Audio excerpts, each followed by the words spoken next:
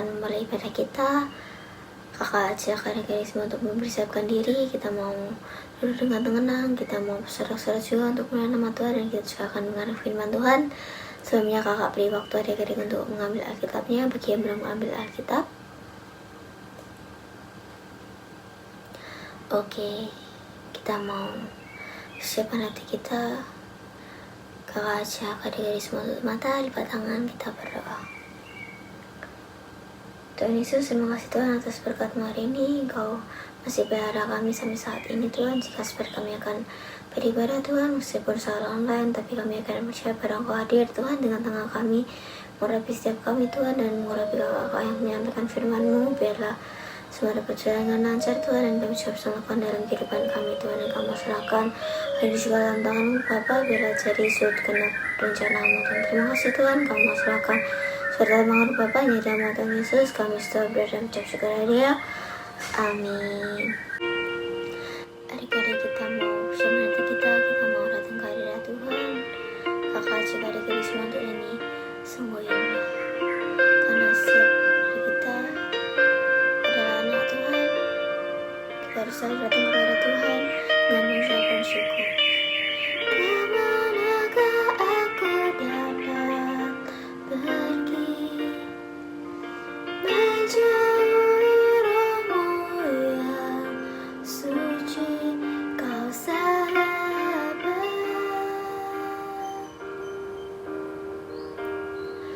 dan Kau dekat, bahkan sepenantian kami Tuhan,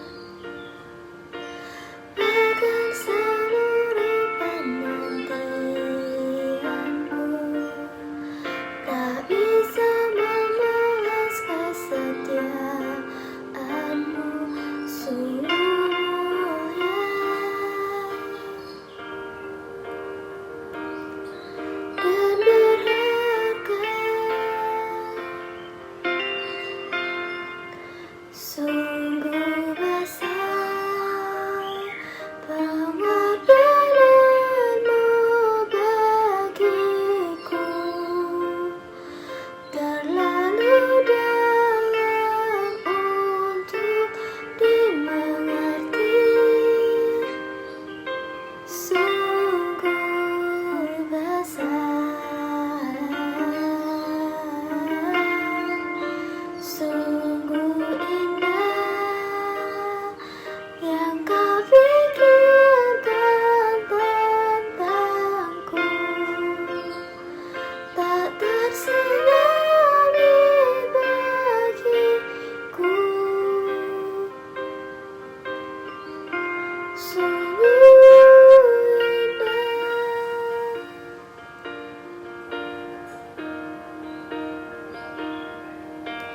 Bahkan seluruh pengabdianku tak bisa membalas kesetiaan-Mu sungguh mulia dan berharga. Sungguh besar pengorbanan-Mu bagiku, terlalu dalam untuk dimengerti. Sungguh besar, sungguh indah yang Kau pikirkan tentangku, tak terselami bagiku. Sungguh indah. Adik-adik, kita berdiri semua. Adik-adik, kita berdiri, kita mau bisa cuma nama Tuhan, kita nyanyi sungguh-sungguh kita. Adik-adik berdiri semuanya. Sungguh sukacitamu mengalir dalamku. Oh yes, yes, yes, yes. Anggur suka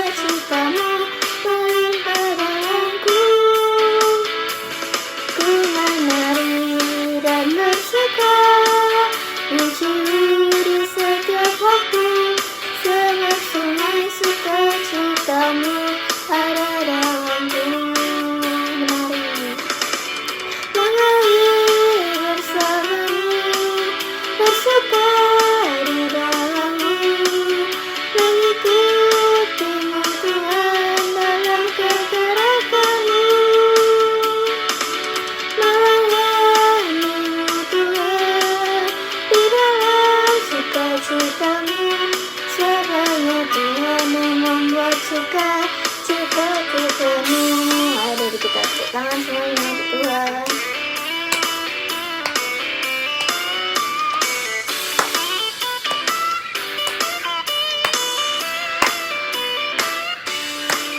Kita ulang ya bawah. Semua sukacitamu mengalir dalamku. Oh yes, yes yes yes. Anggur sukacitamu melimpah dalamku. Ku menari dan bersuka. Bersungguh di setiap waktu, sebab semua sukacitamu ada dalamku. Mengalir bersamamu, bersuka di dalammu, mengikutimu Tuhan dalam kegerakanmu, melayanimu Tuhan di dalam sukacitamu. Sebenarnya Tuhan yang membuat sukacitaku penuh. Tuhan yang membuat sukacitaku penuh. Yeay, tangan Tuhan. Tangan dulu kadang-kadang.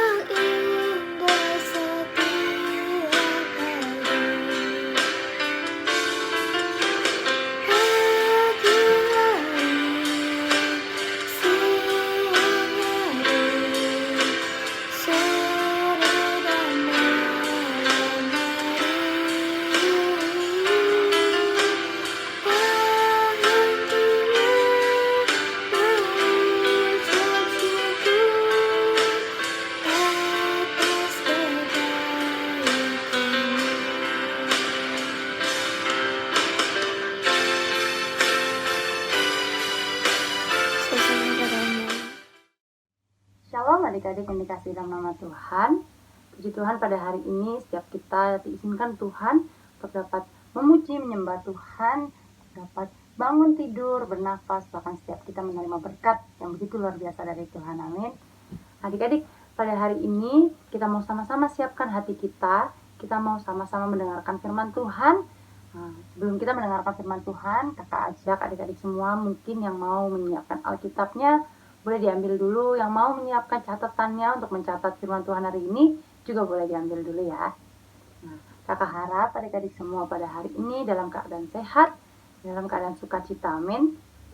Adik-adik, kita mau sama-sama mendengarkan firman Tuhan dan belajar firman Tuhan pada hari ini tentang mendengar dan melakukan. Firman Tuhan ini diambil di Kisah Para Rasul 8 ayatnya yang ke-26 sampai ke-40. Banyak ya ayatnya. Gak apa-apa, kita hari ini mau sama-sama belajar pelan-pelan, kita mau sama-sama baca firman Tuhan ini, amin. Nah adik-adik, sekali lagi di Kisah Para Rasul 8 ayatnya yang ke-26 sampai ke-40. Kita baca bareng-bareng ya. 1, 2, 3. Sida-sida dari tanah Ethiopia. Kemudian berkatalah seorang malaikat Tuhan kepada Filipus, katanya, bangunlah dan berangkatlah ke sebelah selatan, menurut jalan yang turun dari Yerusalem ke Gaza. Jalan itu jalan yang sunyi. Lalu berangkatlah Filipus, adalah seorang Ethiopia, seorang sida-sida, pembesar dan kepala perbendaharaan Sri Kandake, Ratu Negeri Ethiopia, yang pergi ke Yerusalem untuk beribadah. Sekarang orang itu sedang dalam perjalanan pulang dan duduk dalam keretanya sambil membaca kitab Nabi Yesaya. Lalu kata Roh kepada Filipus, pergilah ke situ dan dekatilah kereta itu. Filipus segera ke situ dan mendengar sida-sida itu sedang membaca kitab Nabi Yesaya. Kata Filipus, mengertikah Tuhan apa yang Tuhan baca itu? Jawabnya, bagaimanakah aku dapat mengerti kalau tidak ada yang membimbing aku? Lalu ia meminta Filipus naik dan duduk di sampingnya. Nas yang dibacanya itu berbunyi seperti berikut. Seperti seekor domba ia dibawa ke pembantaian, dan seperti anak domba yang keluh di depan orang yang menggunting bulunya. Demikianlah ia tidak membuka mulutnya. Dalam kehinaannya berlangsunglah hukumannya. Siapakah yang akan menceritakan asal-usulnya, sebab nyawanya diambil dari bumi. Maka kata sida-sida itu kepada Filipus, aku bertanya kepadamu, tentang siapakah Nabi berkata demikian? Tentang dirinya sendiri atau tentang orang lain? Maka mulailah Filipus berbicara dan bertolak dari nas itu, ia memberitakan Injil Yesus kepadanya. Mereka melanjutkan perjalanan mereka dan tiba di suatu tempat yang ada air. Lalu kata sida-sida itu, lihat di situ ada air. Apakah halangannya jika aku dibaptis? Sahut Filipus, jika Tuhan percaya dengan segenap hati, boleh. Jawabnya, aku percaya bahwa Yesus Kristus adalah anak Allah. Lalu orang Ethiopia itu menyuruh menghentikan kereta itu, dan keduanya turun ke dalam air, baik Filipus maupun sida-sida itu. Dan Filipus membaptis dia, dan setelah mereka keluar dari air, Roh Tuhan tiba-tiba melarikan Filipus, dan sida-sida itu tidak melihatnya lagi. Ia meneruskan perjalanannya dengan sukacita, tetapi ternyata Filipus ada di Asdod. Ia berjalan melalui daerah itu dan memberitakan Injil di semua kota sampai ia tiba di Kaisarea. Nah adik-adik, mungkin adik-adik ada yang bingung ya, aduh kak, ini firman Tuhannya tuh panjang banget, ini tentang apa sih kak, aku masih bingung. Nah, ini hari ini kakak mau kasih ringkasannya ya, adik-adik bisa lihat juga ilustrasinya. Nah, jadi di suatu ketika, Filipus ini tiba-tiba di depannya ada malaikat, tiba-tiba ada malaikat yang muncul di depannya dan menyampaikan perintah Tuhan, yaitu untuk Filipus pergi ke sebelah selatan Yerusalem, yaitu jalan dari kota Yerusalem menuju ke kota Gaza. Setelah mendengarnya ini, Filipus itu nggak yang nanti-nanti dulu, nggak yang mengelaknya, nggak yang menunda-nunda. Nah, Filipus ini ketika mendengarkan perintah dari Tuhan itu, ketika dikatakan sama Tuhan kalau dia harus pergi ke sebelah selatan Yerusalem, dia itu langsung berangkat adik-adik. Nah, selanjutnya ketika dia sudah sampai di tempat yang Tuhan katakan itu, di sana dia bertemu dengan seorang Ethiopia. Nah, ini adalah seorang sida-sida, pembesar dan juga kepala perbendaharaan dari Sri Kandake, Ratu Negeri Ethiopia. Lalu, jadi ceritanya orang-orang Ethiopia ini baru pulang dari Yerusalem. Mereka habis ibadah gitu adik-adik. Terus habis itu di sini Roh Tuhan itu mengatakan lagi, memberikan perintah lagi kalau si Filipus ini harus mendekati orang Ethiopia itu, mendekati kereta mereka.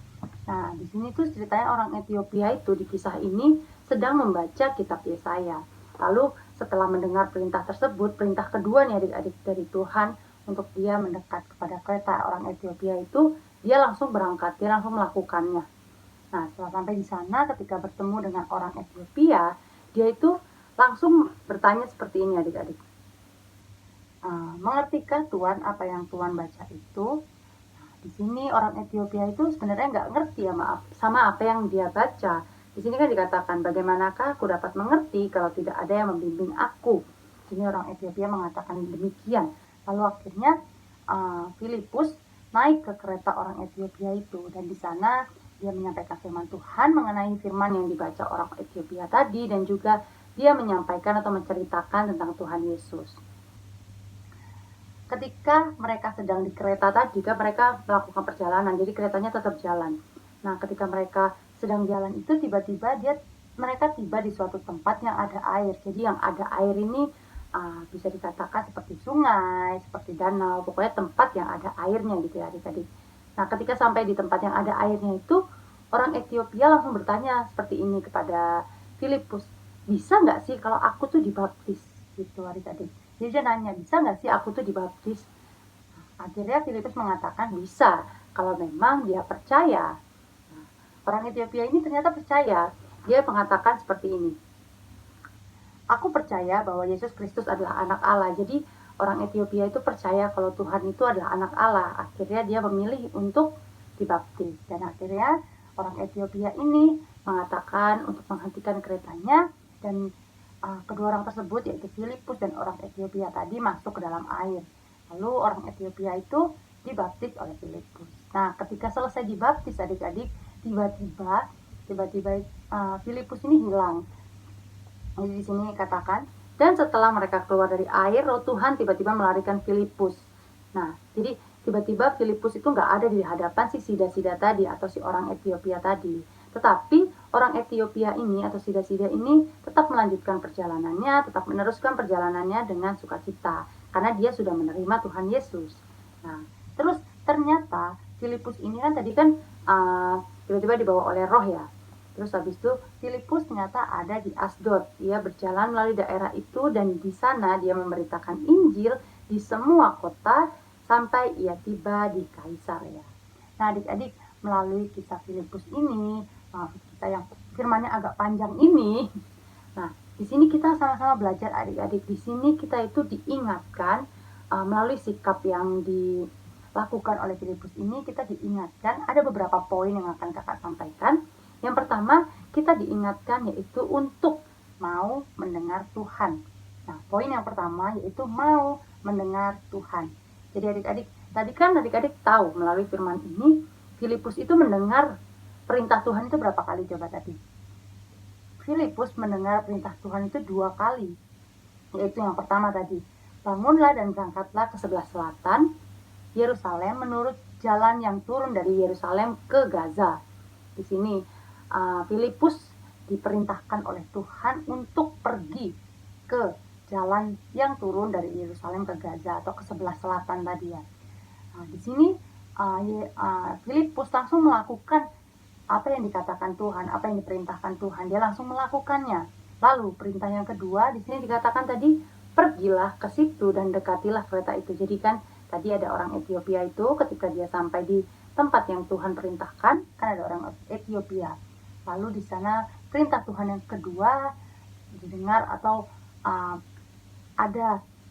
dikatakan oleh roh tadi, dan Filipus mendengarnya. Kalau dia disuruh atau dikatakan harus pergi ke situ dan mendekati kereta orang Ethiopia itu.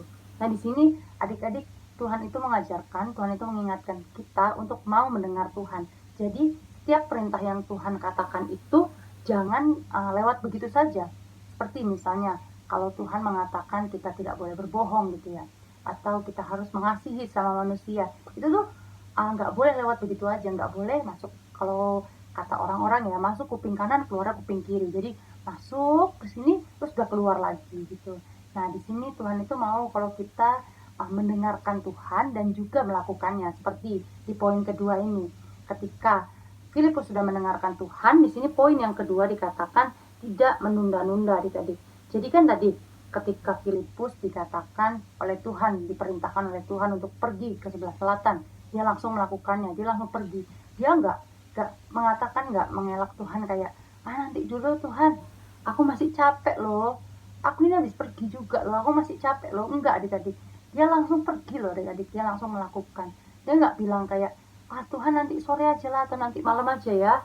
Enggak adik-adik, di sini dia itu benar-benar langsung melakukannya dan langsung pergi ketika dia mendengarkan perintah atau mendapatkan perintah dari Tuhan. Lalu yang kedua tadi, perintah dari Tuhan untuk mendekati orang Ethiopia, mendekati kereta orang Ethiopia. Nah, di sini juga dia kan nggak mengatakan, Filipus nggak mengatakan, aduh Tuhan, aku tuh nggak kenal sama dia, aku nggak mau, nanti aja, kalau aku udah kenalan ya Tuhan. atau Allah itu masih lama kok Tuhan, tenang, dia kayaknya masih lama deh di situ. Nah, enggak kan? Di sini Filipus tuh enggak mengatakan itu, dia benar-benar enggak menunda-nundanya. Jadi ketika Tuhan katakan, ayo Filipus, pergi ke sebelah selatan. Oke Tuhan, aku pergi. Ayo Filipus, coba deketin kereta orang Ethiopia itu. Oke Tuhan, aku pergi. Gitu adik-adik. Nah, di sini Tuhan itu mengingatkan untuk setiap kita untuk tidak menunda-nunda apapun di dalam kehidupan kita. Baik perintah Tuhan. Misalnya Tuhan mengatakan pada kita untuk teruslah berdoa. Terus akhir-akhir ini mungkin adik-adik lagi jarang berdoa. Nah, di sini kalau Tuhan sudah perintahkan, Tuhan sudah mengingatkan, mungkin adik-adik diingatkan Tuhan untuk terus berdoa melalui firman yang adik-adik baca di Alkitab, ataupun melalui khotbah, ataupun mungkin adik-adik mendengar di mana gitu ya. Kalau Tuhan ingatkan adik-adik untuk tetap berdoa, untuk terus berdoa. Di sini yang Tuhan mau adik-adik tuh ketika adik-adik sudah mendapatkan perintah itu, ketika adik-adik sudah mendengar atau membaca itu, adik-adik mau langsung melakukannya. Apalagi yang tadinya adik-adik udah lama nih nggak berdoa. Terus kayak adik-adik dapat perintah itu. Oh iya, Tuhan berarti mengingatkan aku untuk berdoa, untuk lebih lagi berdoa. Di sini jangan ditunda-tunda adik-adik. Jadi di sini adik-adik harus langsung mau melakukannya. Nah, begitu juga dalam kehidupan kita, bukan hanya kita menunda-nunda tentang perintah Tuhan, tentang apa yang Tuhan katakan, tapi dalam kehidupan kita pun, kita tuh gak boleh menunda-nunda adik-adik sebenarnya. Menunda-nunda itu tidak baik. Seperti contohnya, misalnya adik-adik hari Senin ya, hari Senin mendapatkan PR, mendapatkan tugas rumah, yaitu mengerjakan misalnya bahasa Inggris, pelajaran bahasa Inggris. Terus adik-adik kayak, misalnya gurunya bilang, oh ini ada tugas bahasa Inggris ya hari ini, nanti dikumpulkannya hari Kamis. Terus adik-adik kayak, masih hari Kamis, masih lama, udahlah nggak usah dikerjain dulu. Terus besok hari Selasa, tiba-tiba dikasih tugas lagi sama gurunya. Nih ada tugas nih, matematika dikerjakan di rumah ya, dikumpulkan hari Kamis. Terus adik-adik kayak, aduh masih 2 hari lagi, nggak apa-apa, aku main dulu aja, PR-nya nanti dulu, masih 2 hari lagi kan. Terus habis itu tiba-tiba hari Rabu, adik-adik dapat PR lagi, misalnya PR mengerjakan tugas IPA. Saya adik-adik, loh besok dikumpulinnya, hari Kamis ternyata dikumpulinnya. Saya adik-adik bingung, aduh kemarin yang bahasa Inggris belum aku kerjakan, terus yang matematika belum aku kerjakan, yang sekarang IPA belum aku kerjakan, dan dikumpulkan tiga-tiganya itu besok. Aduh gimana ya. Nah di sini adik-adik, kenapa kita itu diajarkan Tuhan untuk tidak menunda-nunda? Karena ketika kita menunda-nunda suatu pekerjaan itu akan memberatkan kita. Coba kalau kita kerjakan yang bahasa Inggris dari hari Senin, pulang sekolah ketika diberi tugas itu kita langsung mengerjakan. Terus hari Selasa yang matematika juga langsung dikerjakan. Jadinya kan hari Rabu kita hanya mengerjakan tugas IPA-nya aja kan. Kita nggak perlu mengerjakan 2 tugas yang lainnya karena kita sudah selesai. Dan hari Kamis kita tinggal mengumpulkan. Jadi manfaat dari tidak menunda-nunda itu adik-adik, kita dapat diringankan. Jadi kita nggak berat, kayak kan kita kalau kita harus mengerjakan 3 tugas langsung kan kita lelah, kita capek ya kan. Kita tadi sudah sekolah, terus kita mengerjakan lagi tugas, ada 3 yang belum kita kerjakan. Nah, jadi di sini diajarkan adik-adik kalau kita itu tidak boleh menunda-nunda, baik perintah Tuhan, baik perkataan yang Tuhan mau kita lakukan dalam kehidupan kita, ataupun dalam kehidupan kita seperti tugas-tugas, atau ketika kita disuruh orang tua kita itu tidak boleh menunda-nunda ya adik-adik, karena menunda-nunda itu tidak baik. Nah, selanjutnya kita masuk ke poin yang ketiga. Di sini dikatakan belajar patuh. Loh Kak, perasaan tadi itu kan judulnya cuma mendengarkan dan melakukan. Berarti 2 poin tadi itu udah cukup dong Kak. Nah, di sini walaupun memang poinnya tadi atau judulnya tadi mendengarkan dan melakukan, tapi di sini banyak sekali sebenarnya adik-adik yang bisa kita ambil atau yang bisa kita pelajari dari kisah Filipus ini. Nah, di sini kita diajarkan lagi di poin yang ketiga untuk belajar patuh. Patuh akan setiap firman Tuhan, patuh akan setiap perintah Tuhan, seperti yang Filipus lakukan. Seperti tadi adik-adik kan kakak sudah bilang dari tadi, kakak sudah cerita dari tadi, kalau Filipus itu ketika mendapatkan perintah dari Tuhan, dia itu langsung melakukannya. Nah, ketika dia langsung melakukannya, berarti dia ini memiliki sikap yang patuh kepada Tuhan, yang patuh akan firman Tuhan. Filipus belajar patuh di hadapan Tuhan, yaitu dengan sikapnya yang langsung melakukan semua perintah Tuhan. Nah, adik-adik, di sini kita tuh diajarkan atau diingatkan untuk belajar patuh juga. Jadi belajar patuh akan setiap firman Tuhan tadi. Mungkin kita membaca firman Tuhan, kita diingatkan tadi untuk berdoa, untuk mengasihi sesama. Kita diajarkan untuk patuh akan setiap firman Tuhan yang kita dengar. Bahkan kita juga diajarkan untuk patuh kepada orang tua kita, kepada orang yang lebih tua dari kita, bahkan kepada guru-guru kita, kepada siapapun yang mungkin memberikan masukan, memberikan pendapat mengenai yang memberikan masukan yang baik untuk kita. Jadi kita harus mau belajar patuh ya adik-adik. Nah, selanjutnya yang keempat, poin yang terakhir adik-adik. Di sini dikatakan mau melakukan firman Tuhan. Nah, adik-adik kan tadi juga kita sudah baca firman Tuhan tadi ya. Di sini kan dikatakan tadi kalau dia kan naik kereta bersama orang Ethiopia tadi. Orang Ethiopia itu kan nggak mengerti tentang firman Tuhan yang dia baca tadi di kitab Yesaya. Nah, di sini orang Ethiopia itu Tuhan izinkan atau Tuhan suruh untuk Filipus ini Tuhan suruh ke orang Ethiopia itu ada maksudnya. Jadi apapun yang Tuhan izinkan terjadi dalam kehidupan kita sebenarnya itu semuanya ada maksudnya adik-adik. Begitu juga halnya yang terjadi dengan Filipus. Dia disuruh ke orang Ethiopia. Di sini ada maksud Tuhan, yaitu agar Filipus dapat memberkati orang Ethiopia ini, agar Filipus dapat menjelaskan atau menyampaikan firman Tuhan kepada orang Ethiopia ini. Nah, di sini Filipus menyampaikan firman Tuhan dan juga dia menyampaikan firman Tuhan tentang Tuhan Yesus kan tadi dikatakan, sampai-sampai orang Ethiopia ini dia itu percaya kepada Tuhan Yesus dan minta langsung dibaptis. Nah, di sini adik-adik mau melakukan firman Tuhan. Jadi dalam kehidupan kita, Tuhan itu ingatkan kepada setiap kita untuk mau melakukan firman Tuhan. Mungkin adik-adik akan merasa berat, loh Kak, yang Filipus sampaikan itu kan aku belum bisa Kak. Aku belum bisa menyampaikan firman Tuhan kayak Filipus itu.